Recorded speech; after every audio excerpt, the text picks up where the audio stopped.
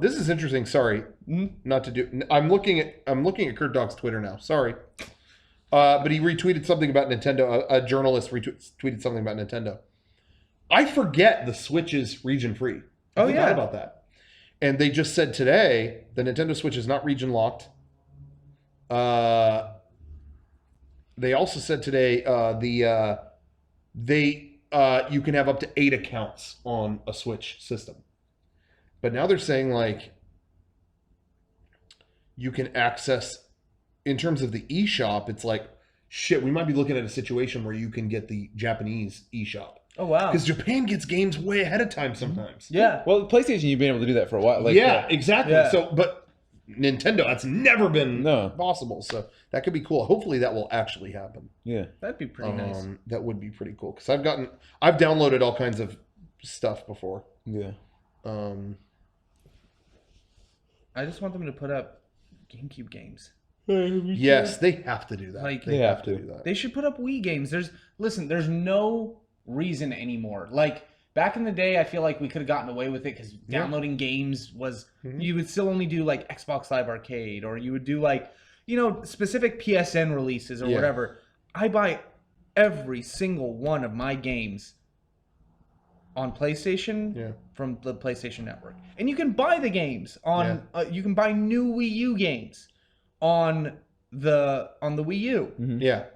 Why can't I get my, like, and why do I have to go to a Wii state? I guess that's the one thing. Yeah. You have to get, like, they emulate the Wii on the Wii U, right? Well, not anymore. Like, they have put up Wii games on the online store that you can play natively on Wii U really? now. Yeah, that isn't relevant. I mean, in the past year, maybe, they have started doing that. That's good. But I want to see, like, the GameCube games. I want to see, like, all They got to add GameCube games. Yeah, especially, like, going back, the Wii, I feel like we gave a lot of shit to. We were talking about motion controls and well, why are we bringing all this back and blah, blah, blah. Yeah. I put in Metroid Other M last week, and I sat down and played it for, like, 10 hours straight. Really? I have it. I've never played it. Hey, there was one Christmas break, I want to say like 2012. After 2 years of owning it, everyone kept telling me how disappointing the game was. And I didn't like the first hour of it. So yeah, I agreed.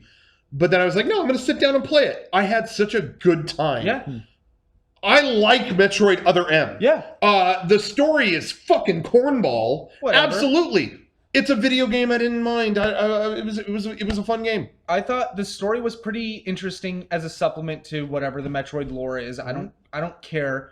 I don't care that she talked. I don't care that she narrated the whole game, or not the whole game, but just the cutscenes. I thought it was a really interesting, different look into the character. Whatever, but I play video games for the playing, and if it's supported by great story and awesome presentation, all these things that we've come to expect nowadays, awesome. But if when I'm playing the game is fucking fun, really, that's my minimum. Yeah. Like, as long as the game is fun, I will keep playing this game. I'll play it. Yeah, I'd rather have it a cool story too, but if it doesn't, okay. And that game is so much fun. Yeah, I really had a good time. It had great controls. I felt like, some of the stuff was a little aged now. Going into the first person to do certain things was a little clunky. Sure. But that could also just be the distance from me to my TV. It's only like 6 feet, 7 feet, Yeah. But either way, like, the game itself is everything I loved from the original, like, Super Metroid style games that they did on the Game Boy Advance, they did on the DS, and I don't think they actually did one on the DS. But that kind of game style, they really did a good job of bringing it to the 3D world. Yeah. And I feel like there's a lot of other games that I didn't give as many chances because of that kind of thing. Yeah. Like, I never finished Skyward Sword because I couldn't. Never I literally couldn't play it. I'm like, okay, stab. Yeah. No? Okay, fuck this, I'm done. If you're not going to do the basic action of the game, I'm done. And so I turned that game off. For me, it wasn't even the controls that I had every now and then difficulty with the control, but not really. For me, I felt like I was getting cabin fever going to the same areas over and over. I couldn't get behind that. Which is so weird because that's what Zelda games were always so great about, is like, hey, look at this big world you can go to. Yeah. And like, you rarely come back to the Temple of Time, or you rarely go back to a village once you're done with it, unless you need something, and at that point it's like, oh, it's cool to come back here, and things are a little bit different now too. So like, you know, the world, Final Fantasy did this too. The world has changed. The impact that you made on it has changed. But all I ever saw from that game was just like, okay, go here, now come back. Yeah. Go here, now come back. Which to me is like a portable tactic. Like, I feel like that's how Spirit Tracks was. Is that what it was called? I never played that one. So. And then there was the other one. Phantom Hourglass. Phantom Hourglass had that mechanic in it, and it was just like, the only game I was ever okay with that in was Shadow of the Colossus. Mm-hmm. Because it was like set up in the game. Like, sure, you're here, this is who you're trying to save. Sure. So you go out, and then the levels are the fucking Colossus. Yeah. And that game, you know, was very, very different altogether anyways. Sure. Like, I remember talking to, I think, Eric about it later, and he's like, God, like, I really appreciate and respect and think that game did a lot of really cool things, and the soundtrack is great, and you know, all this kind of stuff. But man, the controls they would make me nervous. It would like fuck with me, and I'm like, yeah, they made you feel like you're climbing a Colossus and about to fall off, right? And he's like, oh yeah, yeah. I'm like, that's the point. You're not supposed to be a god in this game. Yeah. Like, you're climbing a massive beast that can literally throw you off of him. If you don't have enough grip strength, you're done. Yeah. You're getting thrown off. It's so funny. I think we talked about this the other day, but if I recall correctly, the creator of that game even said they didn't want to have the gauge on there. Oh, really? Like, they thought, yeah, because I mean, if you look, their games typically don't have a HUD on the screen at all. You're right. And I think he kind of caved and put that there because people were like, I gotta know. And he's like, I wanted you to get used to it and know how long over time how long, you know, like instinctually you learn, hey, you know, it's like, you know, it's real. Like, hey, I've been on this guy for a long time, I'm gonna get thrown off. You know, like you instinctually learn those functions. And he's like, I just couldn't sell anyone on that. I think that's what I heard, unless that's bogus, but that would, I mean, because otherwise, you would have learned, but how long would you have stuck through? To learn, you know? Yeah, I don't know. But anyway, yeah, it's a good example though. What was I gonna say? But anyway, going back to Other M. Mm-hmm. The story was ridiculous, but I've never played Metroid for the story. No. I don't. I think the world is cool, but if it's a little hokey, it doesn't really bother me. You know, and I kind of feel that way to a degree about. You know, I play different games for different things. There are bad performances in Resident Evil. Oh yeah, every single one of them, and none of them bother me. Yeah. That Resident Evil's hokey. It's not.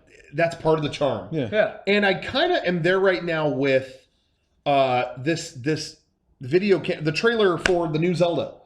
Some people are saying, "Ooh, the English voice acting is not that good." I don't know. I kind of tolerate cheese for games. Yeah. Just like Shenmue. I love Shenmue. And that, I mean, come on. How would you like your haircut today? You know, it's hokey. But Zelda, do I take Zelda seriously? Sure. But not the story. The story is kind of goofy anyway. I don't it does awesome and incredible things with this kind of video game world. And I don't know, the voice acting, it's not like they took a great performance and destroyed it. Yeah. To me, it's just, I don't know, it's hokey, it's fine. It's a Nintendo game. Yeah. It doesn't really bother me, personally. Yeah. Although the Japanese voices were cool. They were. Might be cool to play it. Might be cool to play it subtitled. But, I played a good 10, 15 hours of Final Fantasy 15 with Japanese. Really? As really? As the voice. Yeah. The only reason I changed it back to English is because there's so much to read and take in at a given time that like I didn't want to have, and I wanted to be able to watch the cutscenes. Because the cutscenes are pretty, for the main story, are pretty well directed. Yes. I find that I actually enjoy them. I don't know what everybody else is feeling out there. I'm enjoying Final Fantasy 15 quite a bit. Yeah, I didn't get, I got to like chapter 6 or 7. Yeah. I was doing a lot of side stuff too, but Me too. I loved it. Like, I'm having fun with it. I had fun with what I played. I was kind of hoping the story would do more shit, and a lot of people are telling me, no, it's fucking bad. Well, I'll judge for myself. But It's not what I was bad. playing, what I was playing was fun. It's not bad. Here, Eric and I have had this conversation a million times over, and a lot of this actually came from him. He goes, JRPGs are what gave all other games everything that makes them good right now. Yes. Open world, leveling up, new items, new party members, whatever, all this stuff. You know, customizable crafts and making your own items and magic spells and all whatever you might need. Yeah. They're still doing that. Final Fantasy 15 is no different than Final Fantasy 7 to me in the way that it's played outside of the combat. It's the same fucking game. You have a story, you're in this world, you affect nothing in it. Eric told me one of his coworkers said it's an amusement park. You're there, and I feel that way. I'm like, yeah, I'm here, and I'm in Lestalem, the amusement park of Lestalem. I can't move a goddamn chair in that game. But that's what I'm used to in a JRPG. Yeah. These are all traits of a JRPG. It just didn't grow up. Sure. But I will say though, comparing it to like 7, I will say the Final Fantasy games did used to be completely driven by its characters and their story. And I don't feel like that's being done right now. I feel like it takes a while. It feels like Final Fantasy games as of late have been, check out how cool these guys look. Anyway, we're going to go do stuff. Whereas before, it was like watching Star Wars. Yeah. It was, you turn on the game, you only have Cloud. Here's Cloud. I was part of an organization called Soldier, but I can't remember a lot from the past. Okay, and you play as him. Oh, I run into a flower girl. Hi, I work in the slums, but I have this weird thing. People told me I'm one of the ancients, and I don't know what that is. Really? Well, this company I worked for said they were trying to kill you people. You should come with me. It was all driven by that. And I do feel like Final Fantasy can be fun, but it's lacking that. Yeah. Where it's all driven by that stuff. Because it used to be, when Final Fantasy VII ended, I was like, what a fucking story. And now when Final Fantasy ends, I go, that was a fun game. Yeah. Both good, but different, you know? And so I could see old fans of Final Fantasy going, I kind of wish it had this. You know, I totally get that. Yeah. But that's not to say I wasn't having fun with 15. And you know what I think changed that? Because I was thinking about that myself. When I was where you're at in the game, and I'm like, I don't know. I just feel like where's the thing about a Final Fantasy game that always makes me compelled to keep playing it, even though I hate turn-based RPGs now, especially. And I realized I still love that stuff. Yeah, turn-based, give it to me, whatever. No. I'm down. I realized it now. You have a mission list, so you know what your side quests are. Yeah. Back in the day, you only knew what your main quest was. Yeah. And side missions... Side quests were almost hidden. I remember having to have a notepad and write down things that I'm like, oh, that might be a clue for later, so I don't have to, go back and try to remember something that I, obviously wouldn't remember in a 60-hour game. Yeah. So for me, once I started focusing more on the main story and less on doing, like, monster missions and, like, fetch quests and whatever, I'm like, oh, this is fun. This is really cool. And I put almost, if not 40 hours already into that game. I'm at like chapter 13. Cool. And like, I think it could have had much better this or that, or they could have improved, how the traveling was or the load times. Sure. But at the same time, that game's one of the best looking games I've ever played. Sure. Like, I agree with that. You get out over a peak and it just spreads out and you understand you can go to any part of that map. Basically. Yeah. And like, you really can. You can go almost anywhere that you see in that game. And that's really impressive. They made a great world with that game. Yeah, and that's what I like about Final Fantasy games. Yeah. Like, what did you tune in for? 12 is generally, that's my opinion on it too. 12 has some pretty cool characters, but nothing ever really comes together with them. And the story is really not that interesting. But what a great world.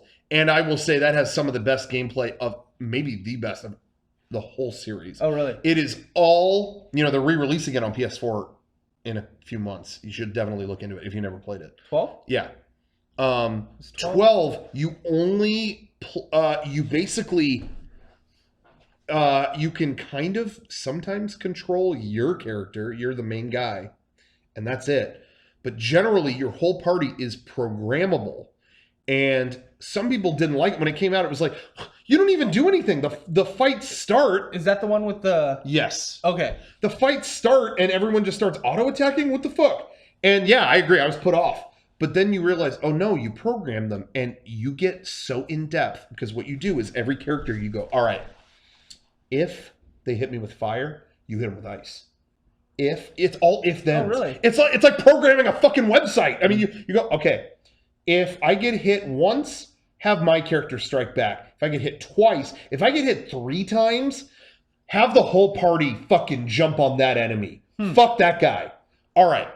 If you know what I mean? Like you program every piece by piece by piece by piece.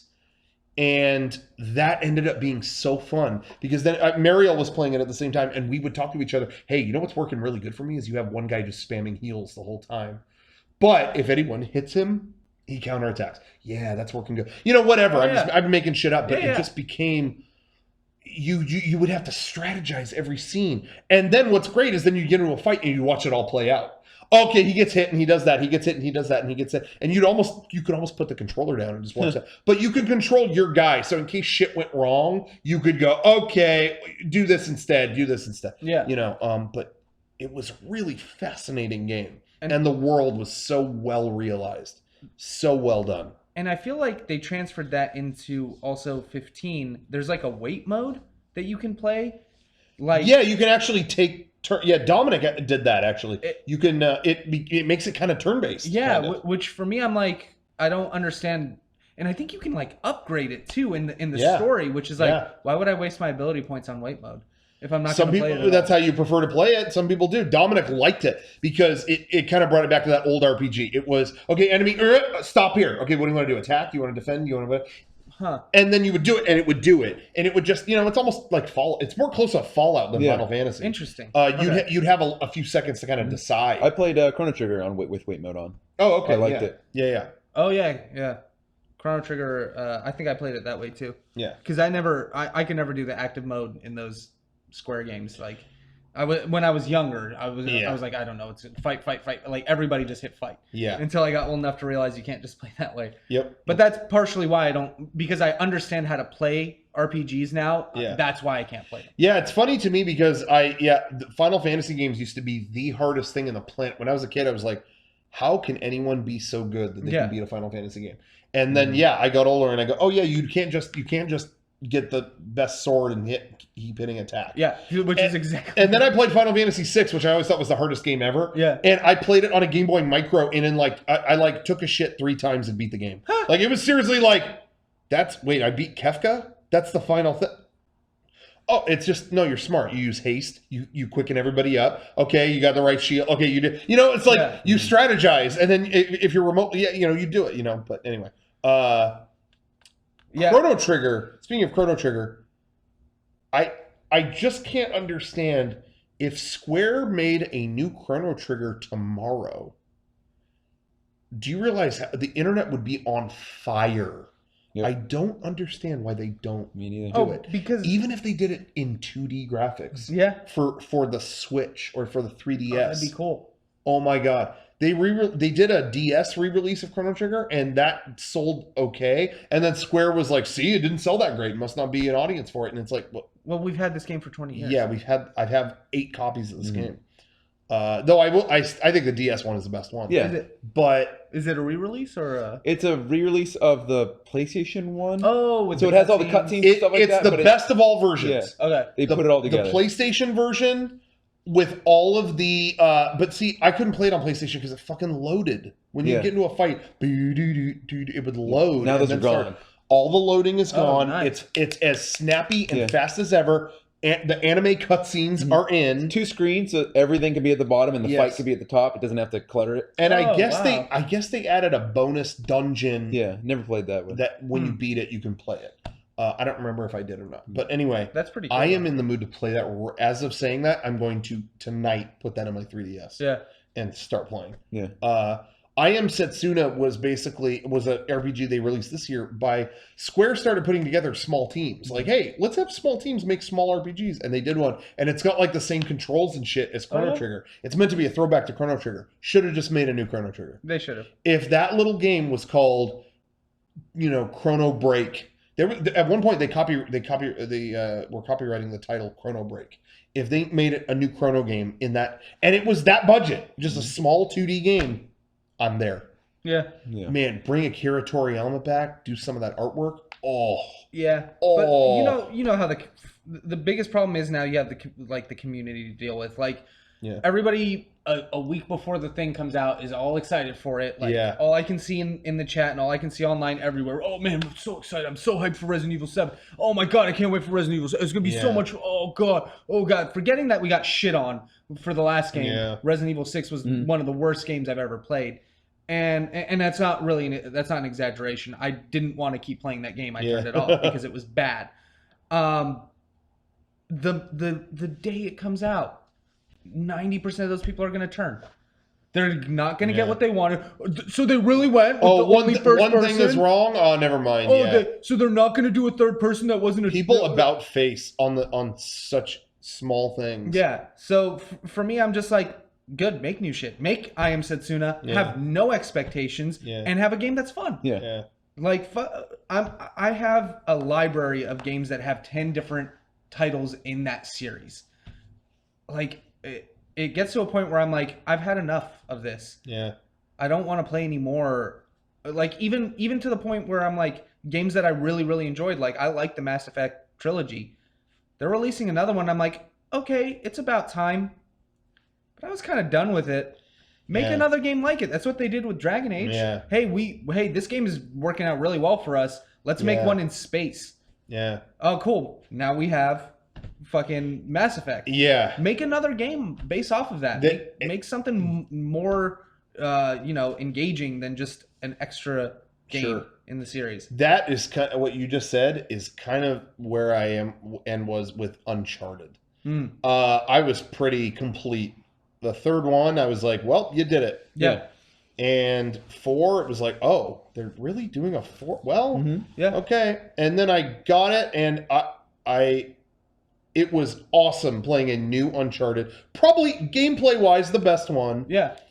On a PS4. I mean, most visually impressive game ever. Agreed. But I have to be honest, I still felt like I didn't need another Uncharted. I didn't leave it going, I'm so glad they made that. I still feel like I would have rather had a new game from Naughty Dog, to be honest. Yeah. I felt very complete with Uncharted. I completely agree with you about that. For me, I'm like... I had fun playing it, don't get me wrong. Yeah, like, I love the Uncharted series. It's one of my favorite series to play because I have a great time playing those games. Yeah. And I think the no presentation, doubt. the story, like, I'm sitting there watching the first 2 hours of Uncharted being like, am I watching a movie or playing a game? Like, this is really engrossing. Yeah. The writing was pretty good. And the writing was pretty good throughout the whole game except for one part. Yeah. And, like, but at the same time, I'm like, Naughty Dog, you normally only do 3 games. And I'm like, okay, so you're breaking your normal number. I'm hoping to get something that's there must be a reason. There must be a reason. And I think it was cool that they gave us an end to the Nathan Drake story. Sure. And I think that was something that I didn't need, but the way they did it was a way that I felt very satisfied, and seeing that, like, it's kind of like the Dark Knight thing. It's like you see them move on from that thing that they were so enveloped in. I liked the epilogue of Uncharted 4. Yeah. Oh yeah. Quite a bit. That was my favorite part. Yeah. And so for me, I'm just like, leave it at that. Yeah. We did 4. We're done. Yeah. And we had Golden Abyss too, which was awesome. I thought that was a great game. For portable, absolutely. That was great. That played just like that played just like a regular Uncharted game and looked like one too. Yeah. And so for me, I'm like, all right, we got our 5 games. Let's just leave it alone at this point. Like, I don't need any more. I will say this though.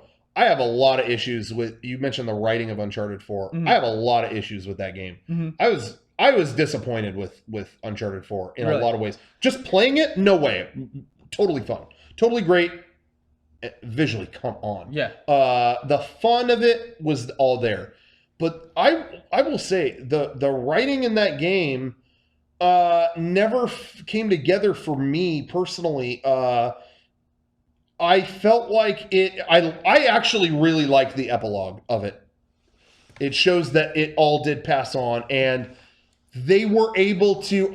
I think it's a great statement on having family and not surrendering your passion. Yeah.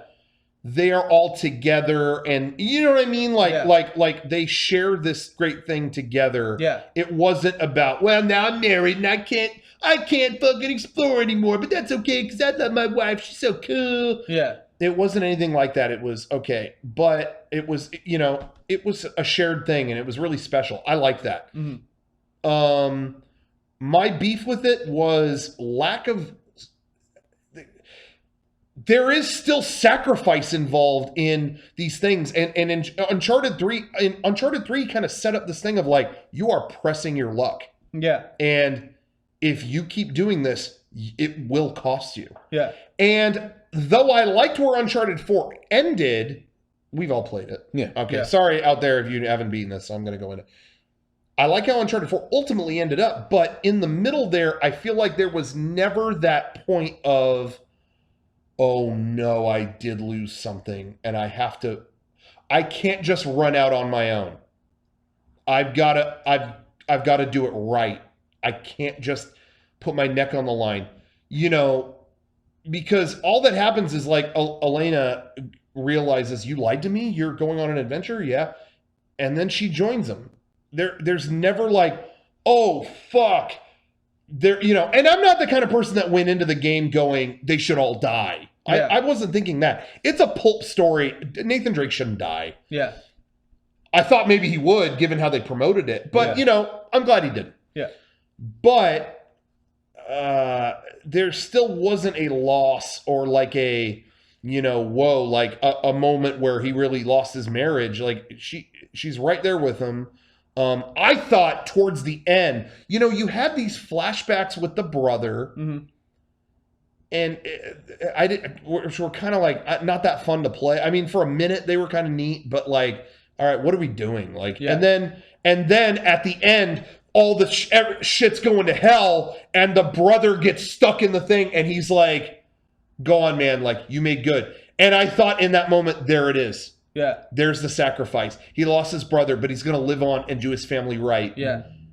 Nope, he saves the brother. Let's go. And the brother goes and gets a job. It's, you know, like there was not really this a sacrifice or a you know, I don't know. To me, it lacked risk. I'm not saying kill everyone. Yeah. But there wasn't a like, wow, that story took some fucking gambles. Yeah. I never felt that way.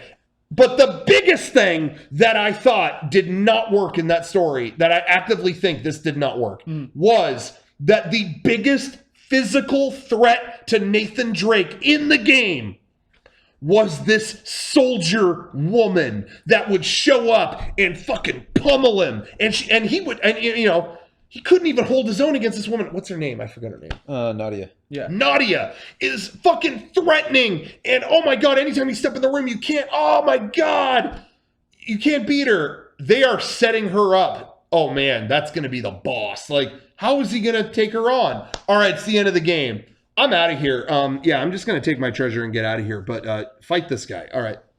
What the fuck? I really think they got themselves into a corner where they thought, we can't have Nathan Drake beat the shit out of a woman. I really think they got to that point and went, how do we get out? That's a weird, because I'll be honest, I'll be real. I don't like to see a guy beat up a woman in a movie or whatever. That is just an image that, maybe, you know, hey, you know, you could say equality all you want. I'll never feel good about that image. You know, that image, a guy strangling a woman is always going to be more uncomfortable than a guy strangling a guy. You know, that's just the way it is. And I think they got to that point and went, well, we can't have that. So let's have him fight this guy. Yeah. And to me, that had no weight at all. Like fighting this dude that has been kind of just a worm the whole game in the background. I don't know. Like to me, you set up the biggest physical threat and then done. It just didn't come together for me. That's just me. I could see that, and I honestly had some issues with the with a lot of that game, and I talked to somebody who worked on it, and they were like, I think a lot of people missed a point that we were trying to make, and that point is everybody in the first 3 games.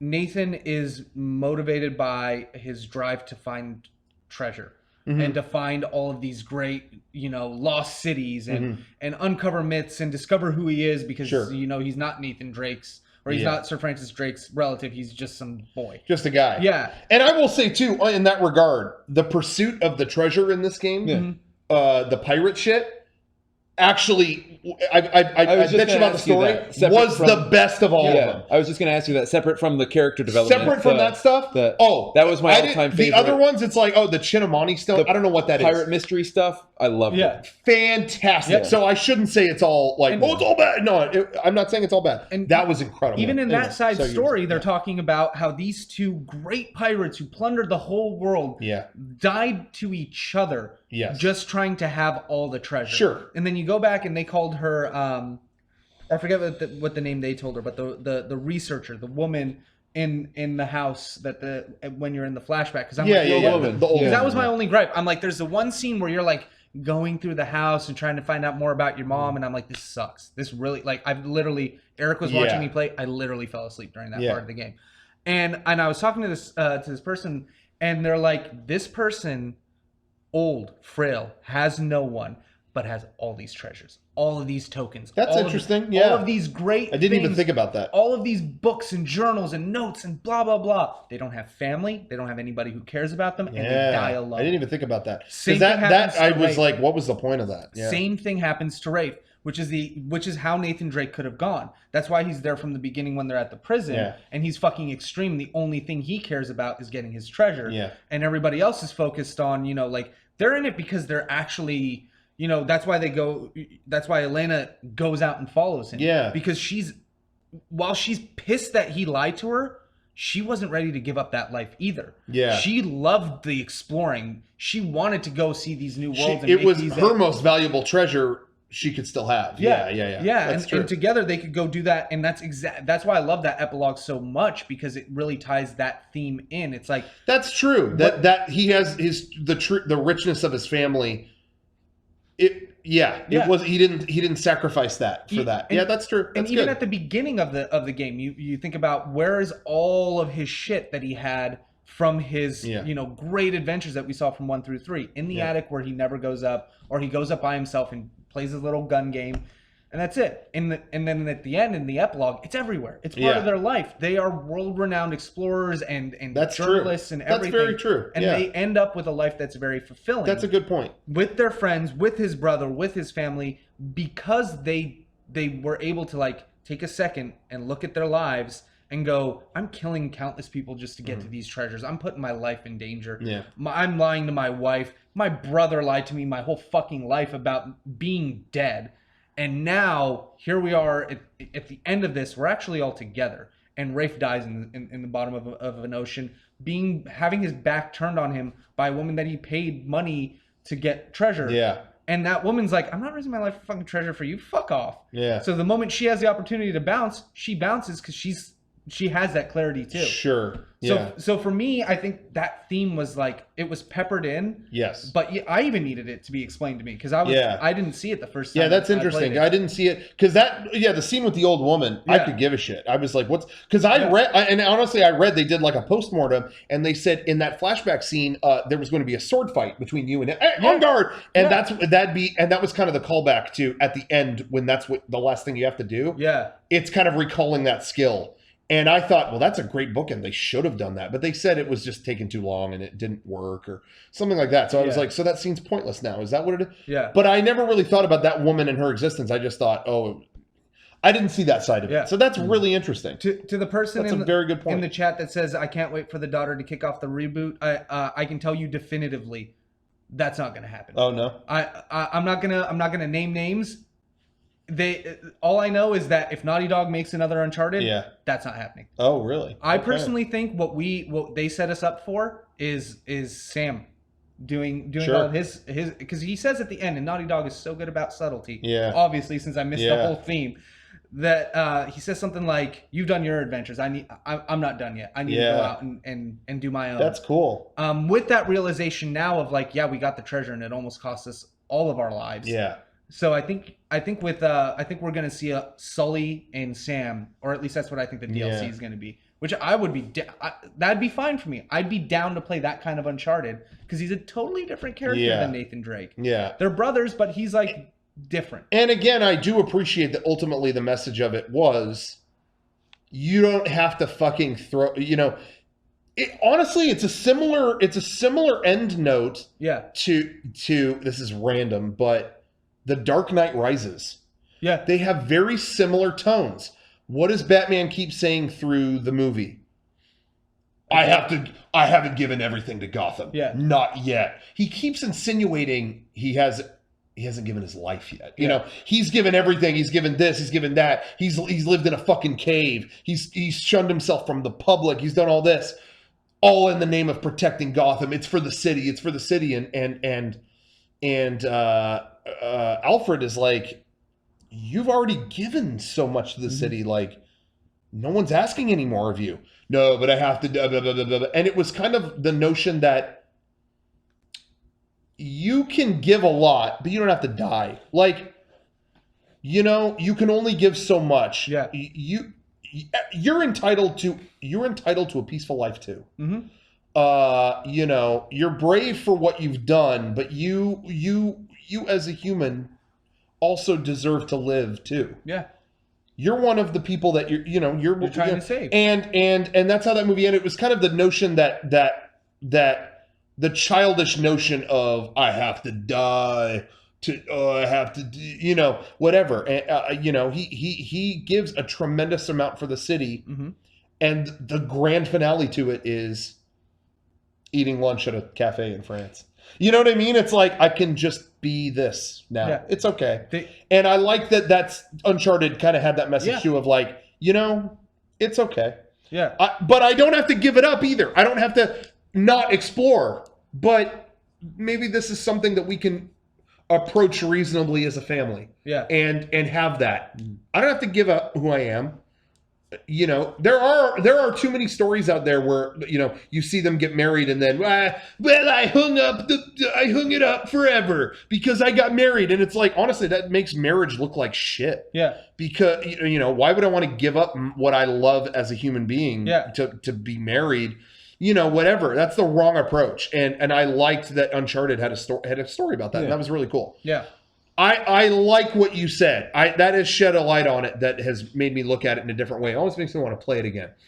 I still maintain, though, you talk about Nadia. I still think in the design of a video game, I still criticize that. I still think she was created as the physical threat of the game. Story aside, that story stuff is a very good point. Yeah. But I still think she was made as the physical threat of a video game. And then when you get, fight this wormy guy. I still don't think that, I don't like that. I can see that. But the other story stuff, I agree with. Yeah. Well, they kind of did that stuff in the first Uncharted, where it was just this side character. Yeah. That you never thought it was going to be the final battle with him. Sure. Yeah. And it was this main guy, and it ends up being Navarro. Sure. The little dude that's with them the whole time. But for me, it's not, and for me, the disappointment in that is not even that it's not, I don't get to fight Nadia. It's that this emotional final fight of Uncharted is with a guy I did not care about. I was like, fucking kill this guy. He was not really someone that I had to put a lot of weight into. Nadine, not Nadia. Yeah, it's Nadine. Nadine, sorry. Whoops. Whatever. But whatever. But you know what I'm saying. Yeah.